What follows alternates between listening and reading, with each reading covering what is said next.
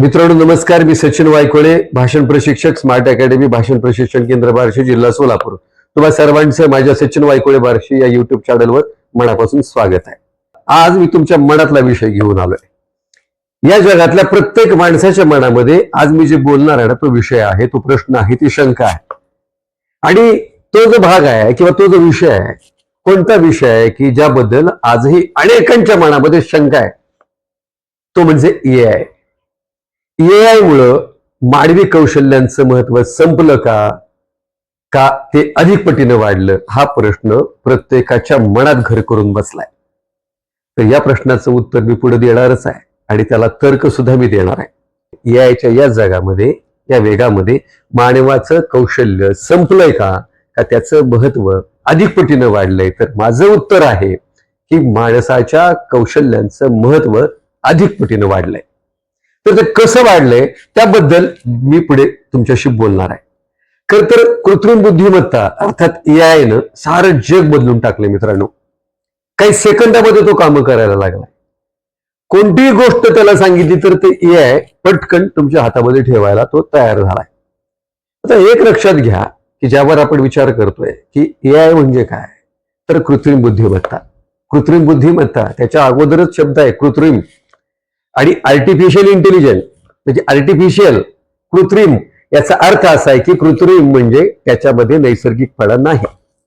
आता ही गोष्ट पहिल्यांदा तुमच्या डोक्यामध्ये पक्की झाली पाहिजे. दुसरी गोष्ट जी आहे ना, की अनेकांना असं वाटतं की मानवी कौशल्यांचं महत्व, मानवी कौशल्यांच्या संदर्भातली उपयुक्तता ही एआय मुळे संपली आहे का? तर मित्रांनो, मी अतिशय स्पष्टपणे, अतिशय मी तुम्हाला विश्वासाने सांगेल की हे महत्व संपलेलं नाही. हे बघा, एआय काय करेल? एआय तुम्हाला गणित सोडवून देईल एका सेकंदात. एआय तुम्हाला माहिती देऊ शकेल. एआय तुम्हाला लेख लिहू देऊ शकेल. एआय तुम्हाला पुस्तक सुद्धा लिहून देऊ शकेल. हे सगळे एआय करू शकेल आणि निर्णय करू शकेल. तुम्ही सांगितलेली प्रत्येक गोष्ट एआय करू शकेल. परंतु मित्रांनो, एआयची एक गोष्ट आहे की जी तुम्ही नोंद केली पाहिजे.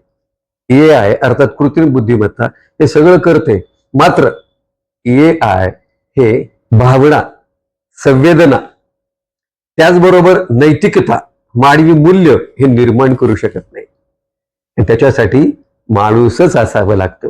आणि मी तुम्हाला मित्रांनो अतिशय विश्वासाने सांगेल की आजही जगाला अशा माणसांची गरज आहे ज्या माणसांच्याकडे अफाट अशी कौशल्य अवगत आहेत. त्याला आजही चार माणसांच्या मध्ये नेतृत्वासाठी पुढे येणारं कौशल्य अवगत असलं पाहिजे. त्याला आज सुद्धा निर्भयपणे आपली भूमिका स्पष्टपणे मांडता आली पाहिजे. त्याचं कौशल्य त्याच्याकडे अवगत असलं पाहिजे. म्हणजे एआय एक गोष्ट सांगेल, तुम्हाला बोलायचंय का याचं कंटेंट एआय देईल, मात्र बोलायचं कसं हे कौशल्य जे आहे, कौशल्य माणूस म्हणून तुम्हालाच अवगत करावं लागणार आहे. एआय नेतृत्वाबद्दल तुम्हाला काही सूचना सांगेल, तुम्हाला काही टिप्स सांगेल, मात्र प्रत्यक्षामध्ये नेतृत्व करायचं कसं यासाठीचा जो वर्तन व्यवहार आहे तो माणूस म्हणून तुम्हालाच करावा लागणार आहे. आणि मित्रांनो, मी तुम्हाला खूप विश्वासाने सांगेल की एआयचा जमाना असू द्या किंवा कोणताही जमाना असू द्या, मानवी कौशल्यांचं महत्व कधी सुद्धा संपलेलं नाही. ते कायम अबाधित राहिलं आहे. मानवाच्या हाती ते कायम उरलेलं आहे. फक्त माणूस म्हणून आपल्याला त्याची जाणीव असली पाहिजे.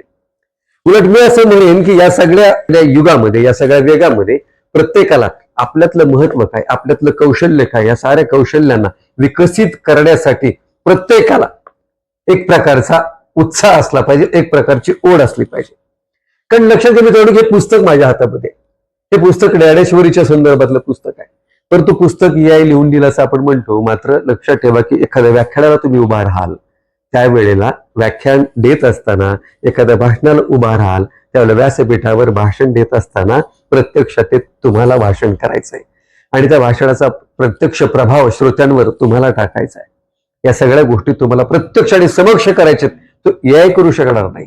माणसांवर प्रेम करायचंय तर माणूसच करू शकेल. लक्षात घ्या, मानवी भावना या सगळ्या गोष्टी समजून घेण्यासाठी एआय तो समजून घेऊ शकणार नाही, तो माणूसच समजून घेऊ शकणार आहे. नैतिकतेचा जो भाग आहे ना, तो नैतिकतेचा भाग हा माणसाकडेच उरलेला आहे, माणसाकडेच तो अबाधित आहे. माणसालाच तो आणखी उंचीवर घेऊन जावा लागणार आहे. नातेसंबंधाच्या संदर्भामध्ये ज्या गोष्टी जपायच्या, ज्या जतन करून ठेवायच्यात, जे संस्काराच्या संदर्भातली जतन करून ठेवण्याची गोष्ट आहे, ती माणूस म्हणून माणसालाच करावी लागणार आहे. म्हणजे या कृत्रिम बुद्धिमत्तेच्या जमान्यात सुद्धा माणसाच्या कौशल्याचं महत्व बिलकुल संपलेलं नाही. मी गेली 9 वर्ष झालं भाषणाचं प्रशिक्षण देण्याची अकॅडमी माझी आहे, मी ते चालवतोय.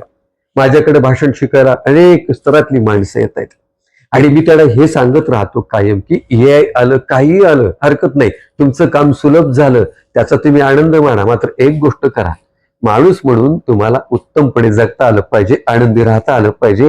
AI तुम्हाला आनंदाची व्याख्या सांगू शकेल. आनंदी राहण्यासाठी तुम्हाला माणूस म्हणून स्वतःलाच त्या पद्धतीचं कर्म करावं लागणार आहे, हे लक्षात ठेवा. कारण बऱ्याच गोष्टी अशा असतात आपल्या जगण्यामध्ये, जीवनामध्ये की आपण इतक्या सहजपणे आपल्याला मिळाव्यात अशा पद्धतीची अपेक्षा आपण करत राहतो.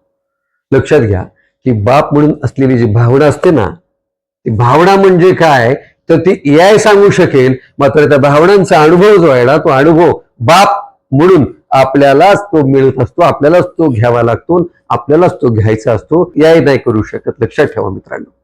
खरं तर AI आपल्यासाठी खूप मोठी संधी आहे. AI आपल्या सगळ्या प्रगतीच्या साठी खूप उपयुक्त असलेलं एक चांगलं तंत्र आहे.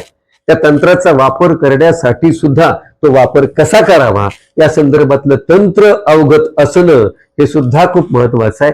बघा की लोकांना असं वाटतं की मला लोक म्हणतात की सर भाषण कर शिकण्याची कला आहे का, तर संभाषण कला ही शिकण्यासारखी आहे का, ती शिकावी का? तर मी तुम्हा सर्वांना अतिशय मनापासून विश्वासानं सांगेन की भाषण जे आहे ना, भाषणच केवळ भाषणच शिकण्यासारखं नाही आहे, तर भाषणाबरोबर संभाषण सुद्धा शिकण्यासारखं आहेच आहे. मात्र मित्रांनो, एक गोष्ट मी तुम्हाला अतिशय आवर्जून सांगेन, या जगामध्ये शिकण्यासारख्या अनेक गोष्टी आहेत, मात्र माणूस म्हणून आपण त्या खूप शिकलेलो नाही. जेवण कसं करावं ही सुद्धा कला आहे, ही सुद्धा शिकण्यासारखी गोष्ट आहे. आपण उभा राहून जेवण करतो, तर जेवण खाली बसून करावं, त्या जेवणासाठी कसं ताट सजवलं पाहिजे आणि ते ताट सजवल्यानंतर आपण जेवताना पाणी किती वेळेला पिलं पाहिजे, आपल्या जेवणाच्या त्या वाढलेल्या ताटामध्ये कच्ची भाजी किती प्रमाणामध्ये असली पाहिजे, किती गोष्टी आहेत ना शिकण्यासारख्या.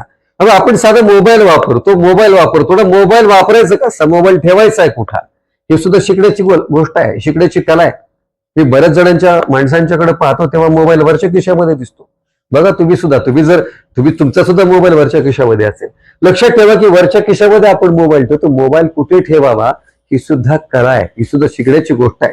कारण मोबाईलचे जे वाईव्ज आहेत ना, जे वाईव्समुळं पक्षी, चिमण्या, कावळ्या सगळ्याच गोष्टींचं प्रमाण कमी झालं असं सांगतात, का तर त्याचे वाईव्ज तेवढ्या तीव्र आहे. जर समजा त्याने या पक्ष्यांचं प्रमाण कमी केलं असेल तर त्या वाईव्ज असलेला मोबाईल आपण थेट त्या हृदयाजवळ ठेवतोय. हृदय ज्या बाजूला आहे त्याच बाजूला माणसाच्या शर्टचा किस्सा असतो आणि त्या किशामध्ये माणसांनी मोबाईल ठेवलेला असतो. म्हणजे मोबाईल ठेवायचा कुठे, मोबाईल वापरायचा कसा, ही सुद्धा कला आहे. पाणी कसं प्यावं ही सुद्धा कला. मित्रांनो, या जगामध्ये शिकण्यासारख्या गोष्टी खूप आहेत.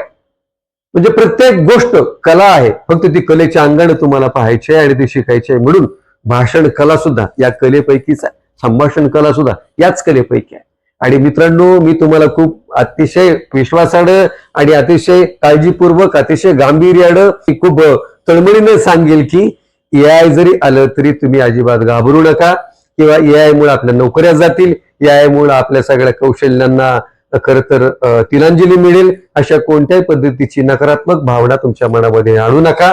या काळात सुद्धा मानवी कौशल्यांचं महत्व अबाधित आहे आणि हे महत्व आपल्याला अबाधित ठेवायचं असेल तर त्या कौशल्यांना आणखी विकसित करण्यासाठी फक्त तुम्हाला प्रयत्न करायचा आहे, बाकी काही नाही. हा व्हिडिओ तुम्हाला कसा वाटला, याबद्दल तुम्हाला काय वाटतं याच्या संदर्भातलं कमेंट्स आपण द्या. या व्हिडिओला तुम्ही लाईक करा, शेअर करा. धन्यवाद.